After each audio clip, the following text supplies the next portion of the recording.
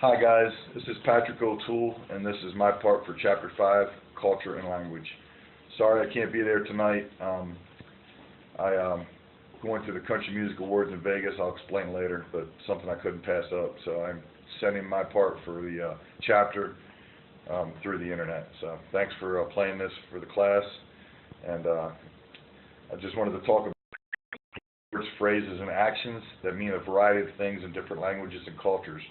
While I was living in Japan in the 80s, I went to a recently opened McDonald's in Hiroshima, Japan, and we were all kind of excited because we hadn't been to a McDonald's in quite a few years. I lived over there for 3 years, so took the family to McDonald's, and we ordered our food, went back to sit down. I realized we didn't have any ketchup, couldn't find any, so I went to the counter and I asked for ketchup, and the lady behind the counter said "wakaranai," which means I don't understand in Japan. I knew what she was saying because I'd been there a few years, so I could communicate a little bit. So I asked her for ketchup. She just shook her head, didn't understand, and I said, like sauce or salsa, something. I was trying to explain like ketchup to put on my fries, and she started laughing and blushed, and the little girl beside her the same thing, and they ran in the back, and I was like, I realized I'd offended them or said something funny. I wasn't sure.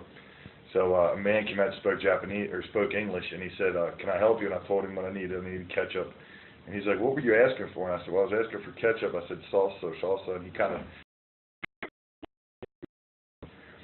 So a few days later, I was at work, and I worked with a Japanese guy, and I explained it to him what had happened, and he started laughing. He said, when I had asked for salsa, that's offended the girls because salsa is close to the word for female genitalia in Japanese.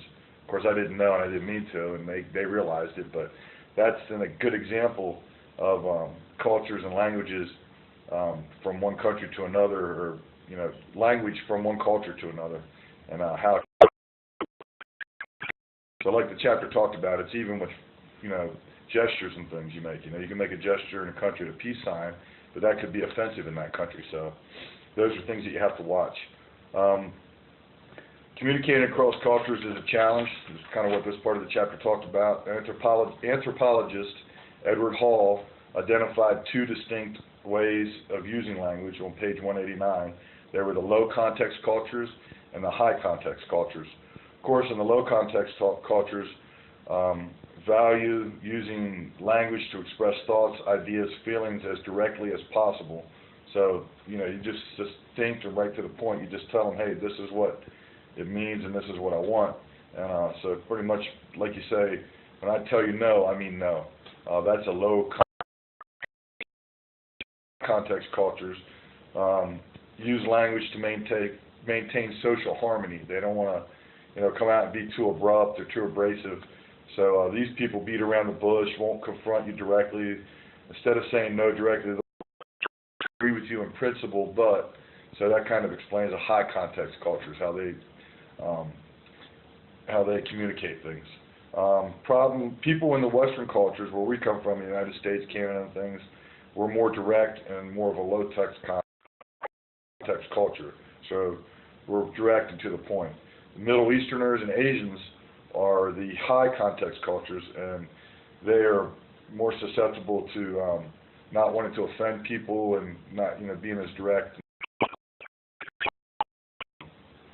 With these go along two styles of language, which are elaborate and succinct.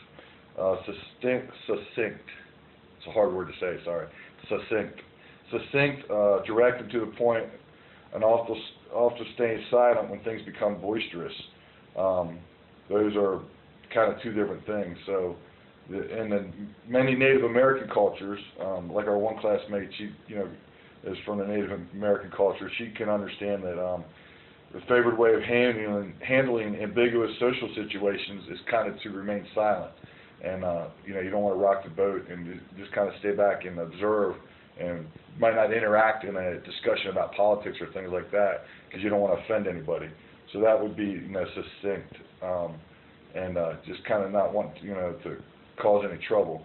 The elaborate, over-exaggerating, expressive, using big motions or actions, that's the elaborate style of language.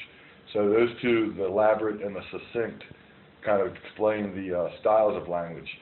Then of course you get into the formal and informal, and those are kind of where you're at the time.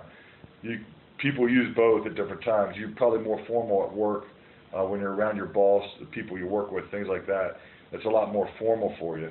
Whereas if you're hanging out at the bar on Tuesday night singing karaoke, you're a lot more informal. If some of you are into gaming, you're at a tournament or something for your gaming tournament, and you're talking to your buddies online, you're going to have a different, way you react. You're going to be a lot more informal, and you're probably terms and things that you wouldn't normally use at work around those people because they wouldn't even understand you.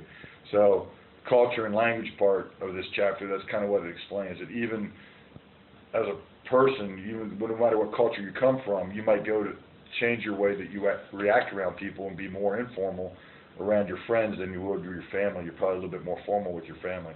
A good example is like the people in Ohio and Pennsylvania. There's a lot of the people there that come from a culture where they don't have electricity, and they a big farming background community, and they're not highly educated, but they're more of a work ethic and things. And those type of people are going to be formal around their families and things, the younger, the teenagers and things. And then when they get around their friends and partying and stuff, then they're a lot more informal. But around their family, they know there's a certain way they have to act and they have to behave. So this would be like the Mennonite culture, the Quakers and things like that. When they get around their friends and they're cutting loose, as you say, they're a lot more informal. So there's a big difference there. But it happens to everybody in different cultures and different environments. And no matter where you come from, you're always going to have those times where you're formal and you're informal. So that's probably the last part of this chapter that was kind of explained. And it all comes together. And like we talked about, the way you react and the things that you do are a lot different in different places. So that's my chapter. That's my part of the chapter. Thanks for understanding. I'll get a hold of you guys later. I'll see you next week, and I'll explain a little more. Thanks a lot.